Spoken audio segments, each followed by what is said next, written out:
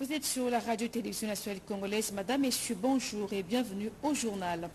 On démarre cette édition à Genève, en Suisse. Le chef de l'État, Félix-Antoine Tshisekedi, est séjourné pour participer aux travaux de la 52e session du Conseil des droits de l'homme des Nations Unies ouverte ce lundi 27 février 2023. Il a été question pour lui de porter la voix de la RDC concernant la situation des droits de l'homme qui ne cesse de se dégrader à la suite des résurgences des rebelles du M23 dans l'est du pays. Le président de la République a appelé les partenaires bilatéraux et multilatéraux à soutenir les efforts de paix dans le pays. Le point avec Patrick Michel Moukoui. En matière de droits humains, l'histoire reste à écrire. Ce sont là les mots d'Antonio Guterres, secrétaire général des Nations Unies, qui décrivait l'immensité du défi à relever pour défendre et protéger les droits de l'homme. C'était en l'ouverture de cette 52e session qui se poursuit encore, comme vous pouvez le constater sur ces images. Il y a encore quelques minutes, le président de la République démocratique du Congo, Félix-Antoine Tshisekedi, était lui aussi sur la même tribune. Le chef de l'État a retracé le parcours de la RDC en matière de protection des droits de l'homme pendant les 30 dernières années jusqu'à son arrivée au pouvoir, de violence des droits civiques qui, selon ce propre mot, ont isolé les RDC du monde. Et au nombre des avancées, le chef de l'État a également noté la promulgation de plusieurs lois, notamment celles liées à la protection des droits des peuples autochtones et de la promotion et protection de personnes vivant avec handicap. Des efforts malheureusement mis en mal par la résurgence des groupes armés, particulièrement du M23, soutenus par le Rwanda. Il n'y a pas pire ennemi des droits de l'homme que la guerre, a argumenté le président de la République dans les lignes de son discours. Et avant de conclure son allocution, le chef de l'État congolais a rappelé aux partenaires bilatéraux et multilatéraux de la RDC leur responsabilité. Il est bien de dénoncer les violences de droits de l'homme, mais il est également mieux de contribuer au renforcement de cette défense, notamment par la promotion de la paix, a-t-il conclu avant de quitter la salle du Conseil. Devant un parterre des chefs d'État et de gouvernement, Félix-Antoine Tshisekedi a donc saisi la tribune de ce haut sommet pour dénoncer les exactions commises par les rebelles du M23 soutenus par le Rwanda dans l'est du pays. La République démocratique du Congo est secouée depuis 1994, année du génocide rwando-rwandais de triste mémoire, par des violences cycliques meurtrières et des pillages de ses ressources naturelles par des groupes armés terroristes évalués à environ 150 à l'est du pays et dont certains sont d'obédience islamiste intégriste proches de Daesh. Ces groupes opèrent plus spécifiquement dans les provinces de l'Ituri, du Maniema, du Nord Kivu et du Tanganyika. Il n'est plus un secret pour personne qu'ils sont entretenus, armés et soutenus par certains États de la région comme le Rwanda et par des milieux financiers étrangers. Ainsi, depuis 30 ans, la République démocratique du Congo est le théâtre d'atrocités humaines les plus abominables. Des violations graves des droits de l'homme, des crimes de guerre et contre l'humanité y sont commis dans l'impunité la plus totale. Mon pays est devenu tristement célèbre en recrutement des enfants soldats et en violences faites à la femme qui ont atteint le paroxysme par les viols systématiques des femmes érigées en armes de guerre. En somme, les crimes de sang et l'immoralité ont été ainsi banalisés en République démocratique du Congo. À ces violences des guerres se sont ajoutées celles des pouvoirs publics par suite des restrictions abusives et des entraves policières à l'exercice des libertés individuelles et collectives, ainsi qu'aux droits de l'homme, notamment par la répression sanglante de manifestations publiques pacifiques, les arrestations et détentions arbitraires à motivation politique. Pour tout dire, mon pays a été plongé dans une insécurité et une instabilité chroniques qui l'ont isolé du monde, terni son image et compromis la conduite des politiques efficaces et réussies de son développement. Face à ce lourd héritage des régimes précédents, j'ai, dès mon accession à la magistrature suprême de la République démocratique du Congo, placé la protection et la promotion des droits de l'homme et des libertés fondamentales parmi les priorités de mon mandat et de l'action du gouvernement de la République. Vague de contrôle et d'arrestation en Tunisie visant les subsahariens en situation irrégulière, ce qui a mis en mal les étudiants congolais résidant dans ce pays. La question a été débattue par le vice-premier ministre en charge des Affaires étrangères, Christophe Lutundula, devant la presse lors d'un briefing. J'ai été informé par certains compatriotes, en dehors des médias sociaux, qui m'ont appelé personnellement. Hier, vous l'avez vu à la télévision, j'ai reçu l'ambassadeur de la Tunisie pour que nous ayons de la clarification là-dessus. Vous avez suivi son interview. Primo, il a dit que les Congolais n'étaient pas concernés.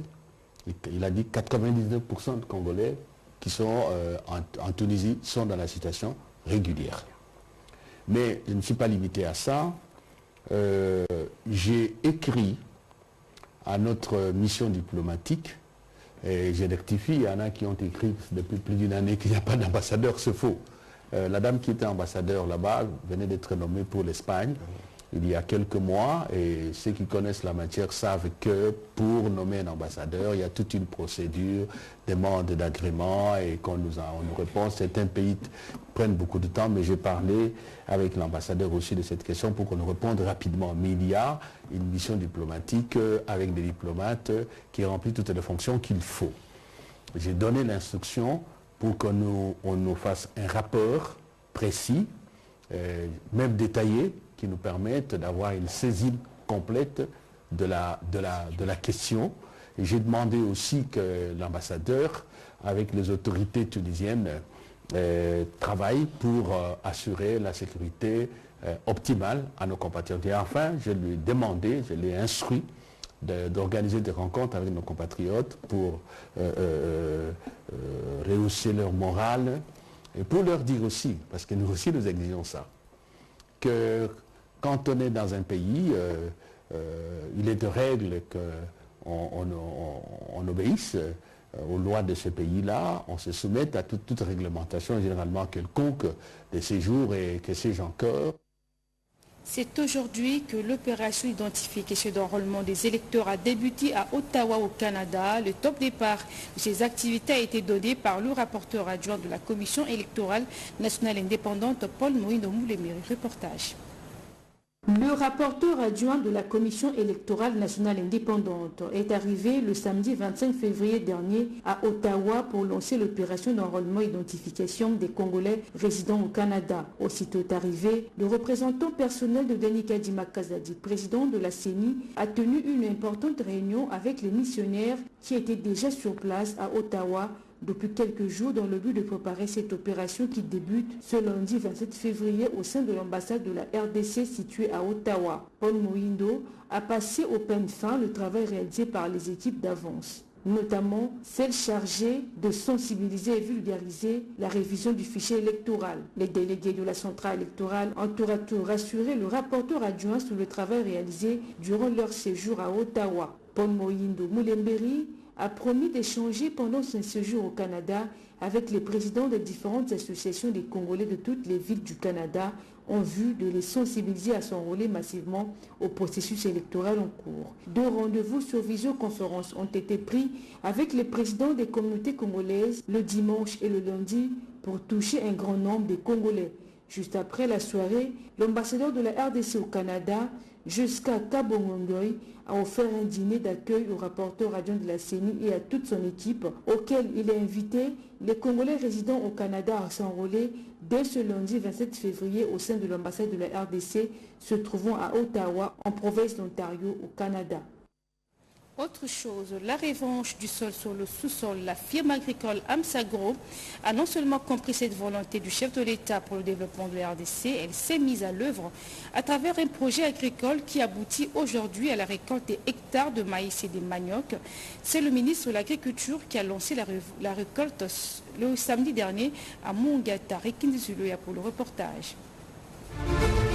Avant, c'était des étendues de terre vides dans les hauteurs de la Mongata, localité située à plus ou moins 170 km du centre-ville Kinshasa. Aujourd'hui, des hectares de manioc et du maïs, ainsi que l'élevage de bovins. Il a donc suffi d'une volonté ferme, d'une brave femme, Hamida Kamere, et sa détermination à accompagner le chef de l'État, Félix Antoine Tshisekedi Tshilombo, dans ce qu'il a appelé la revanche du sol sur le sous-sol. La République démocratique du Congo, notre pays, connaît depuis des lustres des difficultés à trouver la possibilité de produire elle-même ses ressources alimentaires pour répondre aux besoins de sa population.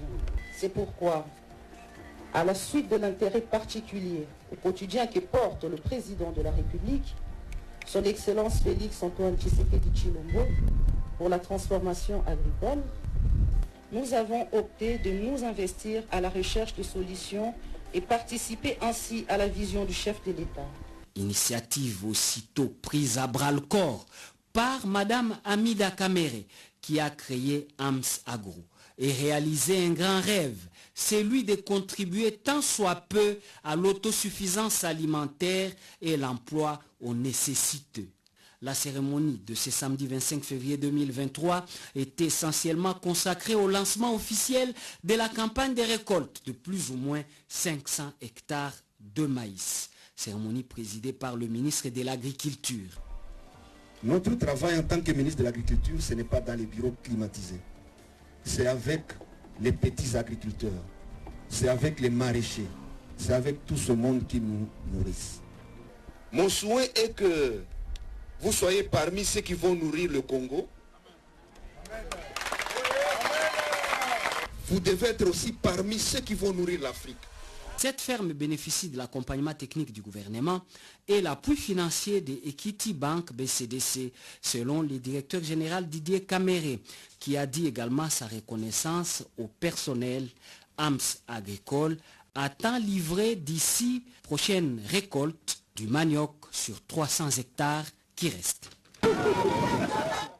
Les fondations Denis Nyakero Tshisekedi et Action Bonne vers une mutualisation d'efforts pour plus d'efficacité en faveur des populations. Les premières dames de la République démocratique du Congo, Denis Nyakero Tshisekedi, et du Burundi, Angeline Ndashimiye, ont échangé sur l'émission de leurs initiatives. Reportage.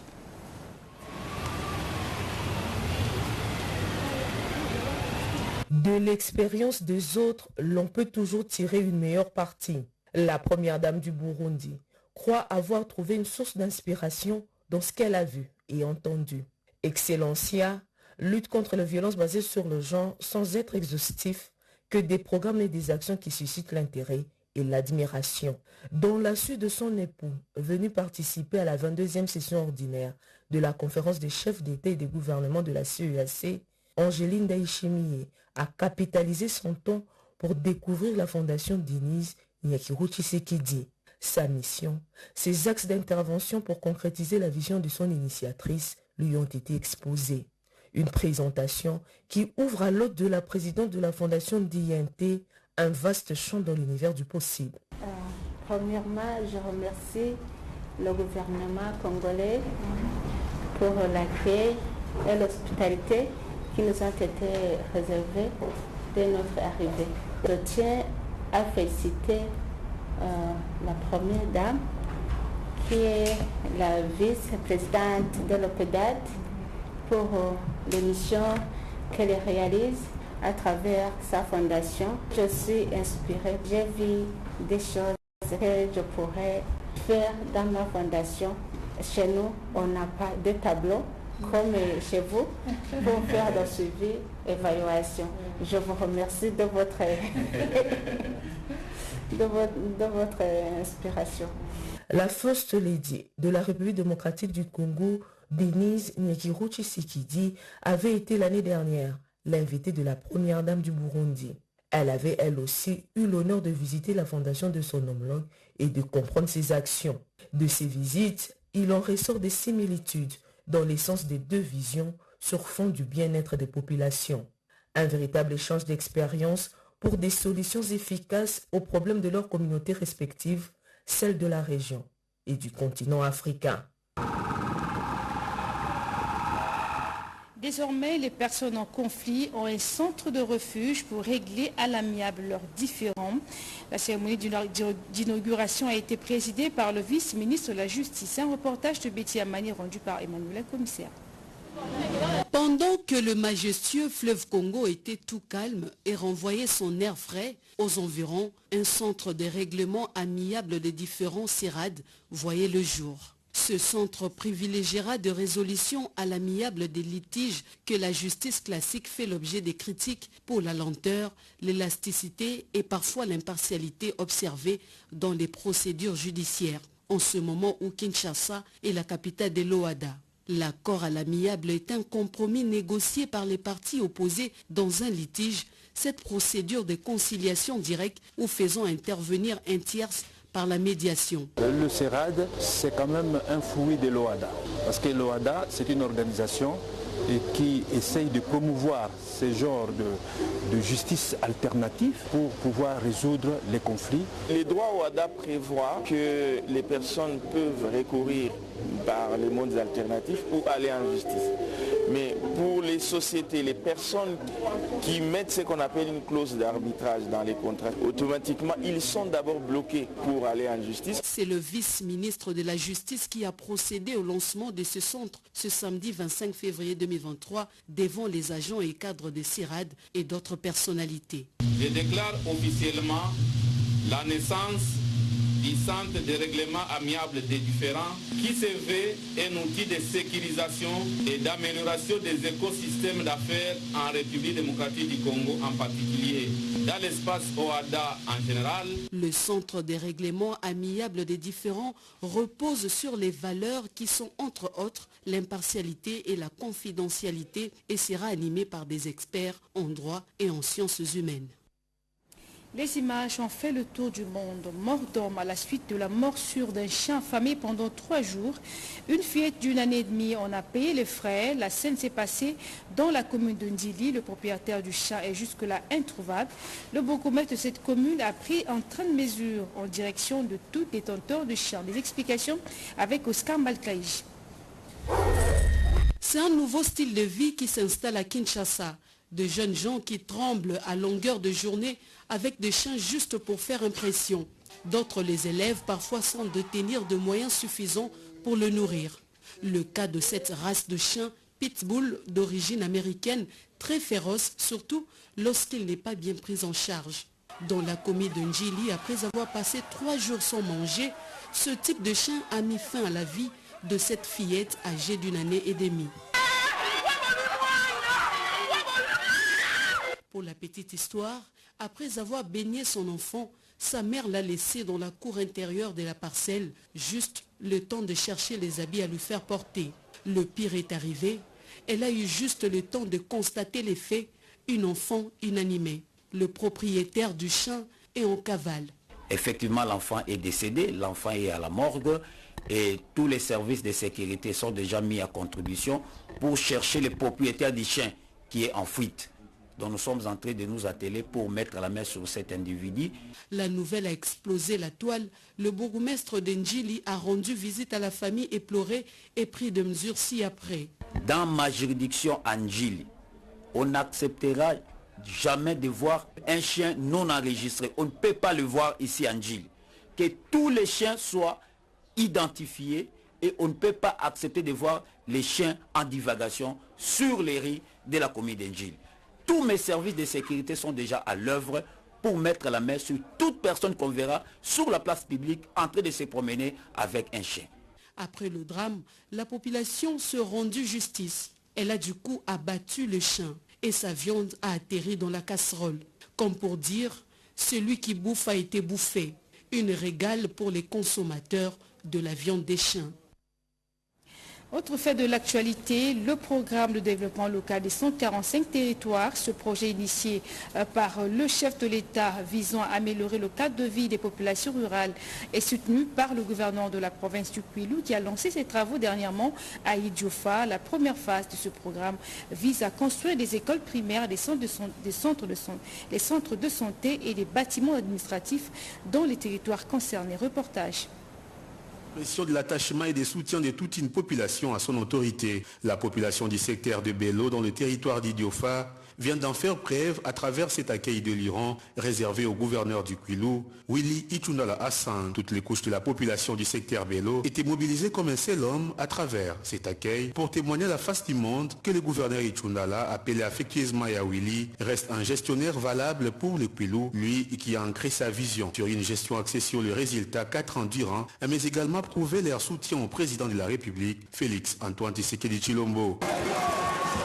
Ici, à Bello, le gouverneur Willy Itundala est venu procéder au lancement officiel des activités liées au programme de développement local des 145 territoires de la RDC, initié par le gouvernement de la République sous la vision du chef de l'État pour le compte du Kwilu. Dans la partie oratoire, tour à tour, le chef du secteur de Bello et les nouveaux administrateurs du territoire d'Idiofa ont tous salué la venue de ces programmes qui vient donner le tonus au développement de Bello, qui sera bénéficiaire d'une infrastructure d'enseignement et un centre hospitalier moderne. Dans son speech, le gouverneur Itundala a signalé qu'il n'est qu'un simple envoyé du chef de l'État pour le suivi de l'exécution de ces programmes qui visent le bien-être de la population. Le président de la République, chef de l'État, Samunange Maage Turaka, Sambumpi, le développement de la population avait été en chose.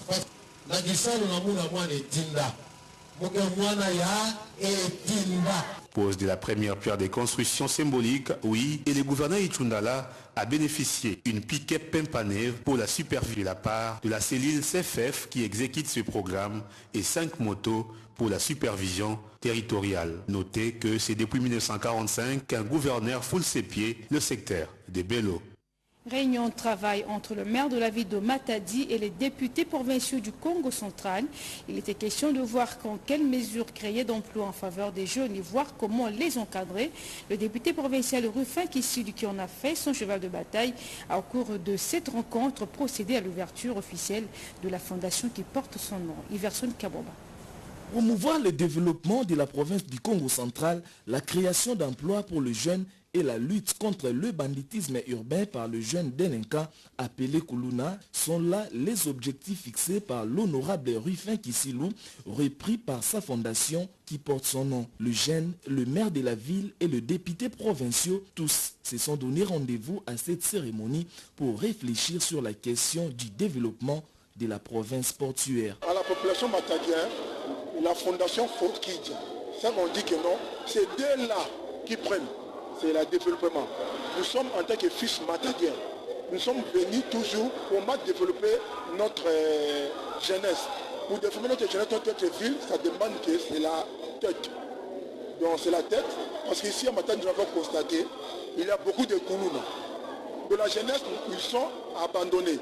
Nous sommes venus, la Fokit est venue pour l'encadrement de la jeunesse et aider la population matadienne. Cette activité a connu des moments forts, notamment l'installation des comités de gestion de cette fondation et un corbillard est mis à la disposition des membres de sa fondation en particulier et des Matadi en général. L'amélioration de la gouvernance institutionnelle depuis l'avènement de Félix Antoine Tshisekedi à la tête du pays en 2019 jusqu'en 2023. Les professeurs et d'autres scientifiques de l'UDPS ont planché sur la question lors d'une matinée scientifique organisée. Jean-Richard Kouali pour les détails. Après une courte trêve, le corps de l'élite scientifique de l'UDPS reprend avec les matinées scientifiques. Le jeudi 23 février, les professeurs et d'autres scientifiques du parti présidentiel ont consacré la première séance de l'année à l'amélioration de la gouvernance institutionnelle depuis 2019 à 2023. Pour développer ce thème, l'orateur du jour, professeur Marc Mouchipaï, s'est penché sur les avancées et perspectives de l'alternance politique de 2018. Pour cet enseignant de l'université de Kinshasa et cadre de l'UDPS, depuis l'avènement de Félix Tshisekedi à la tête du pays, il y a des avancées considérables dans la gestion de la chose publique. Dans la plupart des discours des propos du chef de l'État, il est clair, manifeste la volonté de mettre l'homme qu'il faut à la place qu'il faut. Et nous avons aussi, même au niveau du gouvernement, certaines institutions, certains ministres, certains mandataires qui se comportent bien, mais il y en a aussi qui ne se comportent pas bien. C'est un processus qu'on doit davantage s'améliorer. En ce qui concerne le bannissement de la corruption systématisée, vous constatez qu'avec les actions de lutte contre la corruption à travers l'IGF, il y a triplement des ressources publiques lorsqu'on voit le budget de l'État, ce qui est une bonne chose. Pour boucler en beauté, le docteur Christophe Moulumba a invité les membres de cette structure technique de l'UDPS à redoubler les efforts pour accompagner le chef de l'État dans sa lourde mission de développer la RDC. L'Union des filles et fils des 13 parlementaires et fondateurs historiques de l'UDPS était autour de ces 4 membres nommés par le chef de l'État le week-end dernier. Une occasion pour eux d'échanger les vœux pour l'année 2023. Nono Matseki Mingele pour le reportage. Le président de la République a récemment nommé quelques fils des 13 parlementaires, pères fondateurs de l'UDPS. Une symbolique qui vaut tout son pesant d'or et rencontre une nette reconnaissance de l'union des filles et fils des 13 parlementaires et fondateurs historiques de l'UDPS, IFF 13 en sigle, présidé par Clément Ngaloula. Une cérémonie solennelle en l'honneur des heureux nominés a été organisée ce samedi 25 février. Parmi les nominés, on cite Mike Lusanga, nommé DGA au Fonds national de l'habitat, Joseph Makanda, DGA à Sokimo, Apollinaire Makolo, PCA à Sakima, et enfin Bertin Biringanine, coordonnateur au Conseil présidentiel d'éveil stratégique. Tous ont été présentés à leurs frères et sœurs. Ces derniers ont remercié le chef de l'État pour son choix en leur personne. Je tiens à remercier le chef de l'État au nom de tous les autres promus. C'est un signe de grand témoignage de confiance que le chef de l'État vient d'accomplir à l'égard de nous. Et nous aussi, en retour, nous prenons l'engagement d'assumer et d'accomplir correctement ce travail. Ce geste louable de Félix Tshisekedi reste une façon de gracifier les sacrifices et les souffrances des pères fondateurs durant les 4 décennies de lutte pour l'instauration de la démocratie, d'où l'expression de joie de 2 parmi les 13 vivant à Kinshasa. Je me suis mis en blanc pour féliciter les promus et pour féliciter le chef de l'État. Il a commencé et je sais qu'il va continuer. Il faut qu'il suive la voie de l'UDPS. Je suis content qu'au niveau de nos enfants il y ait un tel lien. Je ne peux pas me limiter à féliciter les enfants parce qu'ils ont invité les promus. Je félicite aussi les promus. L'UFF 13 attend de leurs frères nommés de travailler dans l'esprit des pères fondateurs en privilégiant le social de la population. Elles ont pris l'engagement de soutenir les actions du chef de l'État aussi aux échéances électorales à venir. Les femmes de la commune de Kimbonseke, toutes membres de la dynamique féministe du Congo, ont affiché cette volonté lors de la visite du rapporteur de l'Union sacrée de la Nation, Bernard Kayumba, venu au quartier Ngandou, leur inculquer la vision du chef de l'État axée sur le bien-être de la population congolaise. Les détails avec Iverson Kaboba. La réussite d'une épreuve doit se préparer en amont. Voilà pourquoi le rapporteur de l'Union sacrée de la Nation et président du Parti du Nouvel Élan du Congo, Bernard Kayumba, s'est rendu dans la commune de Kimbantseke au quartier Ngandou où il a rencontré un grand nombre de femmes regroupées au sein de la dynamique féministe du Congo, DFC, pour leur inculquer la philosophie du chef de l'État, Félix-Antoine Tshisekedi Tshilombo, axée sur le bien-être du peuple congolais et aussi leur présenter des perspectives et stratégies à mettre en œuvre pour donner un second mandat au chef de l'État aux échéances électorales à venir. Et pris par l'euphorisme, ces femmes ont dorénavant pris l'engagement d'adhérer à PANECO et ont toutes juré de soutenir le président de la République. Dans son mot de circonstance, la présidente de cette fondation, Naomi Mbangu-Kusikumana, a exprimé ce vœu devant Bernard Kayumba de travailler en collaboration avec l'objectif principal de créer une synergie pour soutenir les actions du chef de l'État. Et vu que le PANECO est avec le chef de l'État, la DNCN est également avec le chef de l'État. Nous disons, la jeunesse, c'est le changement du maintenant.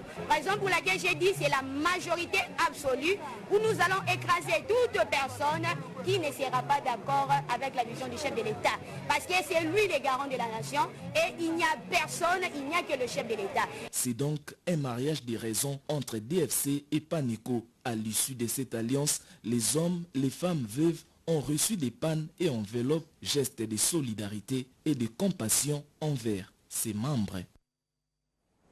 C'en est fini pour cette grande édition de la mi-journée réalisée par Patrick Bapou et la Discover Pongo. Merci de nous avoir suivis. On se retrouve demain 7h. D'ici là, prenez soin de vous. Bonne suite des programmes sur nos antennes.